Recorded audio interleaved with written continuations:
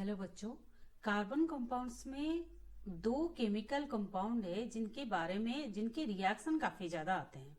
तो first compound है ये आपका इथेनॉल। इथेनॉल जो एक अल्कोहल है और ये इथान लिखा हुआ है तो दो कार्बन होगा और ओएल से नाम खत्म हो रहा है इसलिए हम कह रहे हैं अल्कोहल। तो C2H5OH भी आप लिख सकते हो। आप इसका फॉर्मूला CH3CH2OH भी लिख सकते हो। अब इसके दो ही रिएक्शन है, बस आप इथेनॉल के दो रिएक्शन याद रखना है। एक, ये सोडियम मेटल के साथ जब रिएक्ट करता है तो ये बनाता है CH3CH2ONA,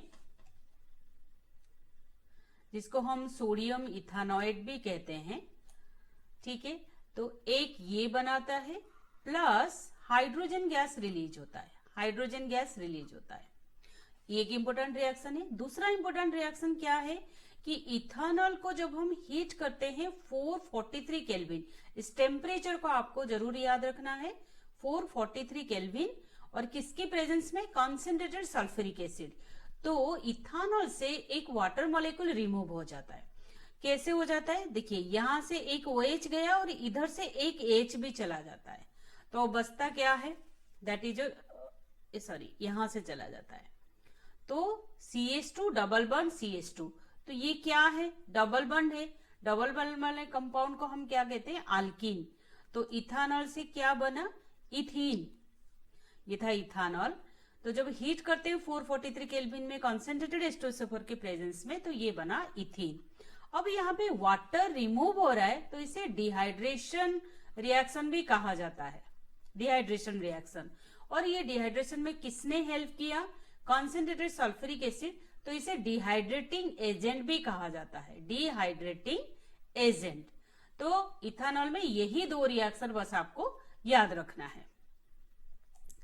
सेकेंड आता है, सेकेंड कंपाउंड जो है इथेनोइक एसिड। अब इथेनोइक जो एसिड होती है इसका हम आयुपिक अगर फॉर्मूला देखेंगे, दैट इज जो CH3COH है, दो कार्बन है, एक कार्बन इधर है एक कार्बन इधर है, इसीलिए हम इसे इथेनोइक एसिड कहते हैं। कॉमनली इसको एसिटिक एसिड या डेली लाइफ में इसे विनेगर कहा जाता है। Vinegar actually 5 to 8% acetic acid होता है, बाकी वाटर मिला हुआ होता है, इसलिए वो एडिबल है। और what is glacial acetic acid? इसके भी नाम सुना होगा। जहां पे ज्यादा ठंड होती है या जैसे हमारे यहाँ विंटर होती है, तो विंटर में इसका मेल्टिंग पॉइंट जो होती है वो 17 डिग्री सेंटीग्रेड है। दैट मीन्स 17 सेंटीग्रेड से अगर नीचे टेम्परेचर वेदर हो जाता है तो ये ऑटोमेटिकली किस में चेंज हो जाता है? That is the glacial acetic acid जो होती है वो आपका एसिटिक एसिड लिक्विड कंडीशन में मिलता है। तो 17 डिग्री सेंटीग्रेड और 298 केल्विन के हिसाब से अगर हम बोलेंगे तो ये फ्रीज हो जाता है, मतलब सॉलिडिफाई हो जाता है, क्रिस्टलाइन जैसे ग्लेशियर्स होते हैं बर्फ के, उस टाइप के दिखाई देता है। तो so the name is glacial acetic acid. एक और ये हो गया इसका फिजिकल प्रॉपर्टीज। सेकेंड जो है, और इसे किस लिए यूज किया जाता है? ये लेबोरेटरी में यूज होता है, ये एस्टर मेकिंग के लिए यूज किया जाता है, एंड ये पिकल्स वगैरह में प्रिजर्वेटिव वगैरह के लिए भी यूज किया जाता है, फूड इंडस्ट्री में यूज किया जाता है। इसके कुछ रिएक्शन है। फर्स्ट रिएक्शन क्या है? जब भी हम इथेनोइक एसिड को इथानॉल के साथ रिएक्ट करते हैं तो ये हो गया अल्कोहल और ये हो गया कार्बोक्सिलिक एसिड। दोनों जब रिएक्ट करेंगे तो जो कंपाउंड आपका बनता है उसको कहते हैं एस्टर।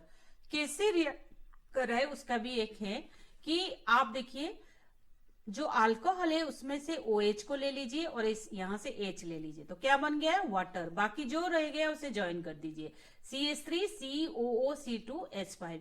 ये एक एस्टर है जो एक स्वीट स्मेलिंग सब्सटेंस है।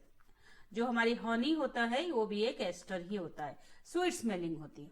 ठीक है, अच्छा, लेकिन ऑटोमेटिकली ये रिएक्ट नहीं करेंगे। ये किसकी प्रेजेंस में करते हैं? कोई एसिड, स्ट्रॉन्ग एसिड, जैसे यहाँ पे सल्फ्यूरिक एसिड लिया गया है।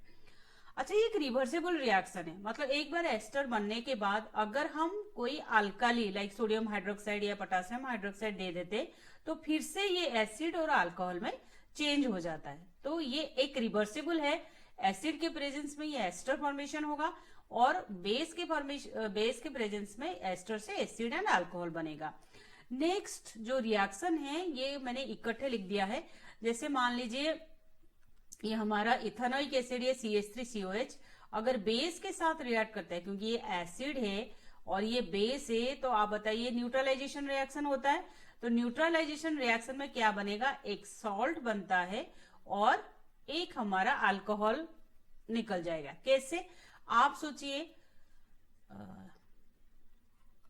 सॉरी ये वाटर है, ये गलती से लिखा हुआ था, ये वाटर है, ये यहां से OH और इधर से A जलता है क्योंकि ये न्यूट्रलाइजेशन रिएक्शन है।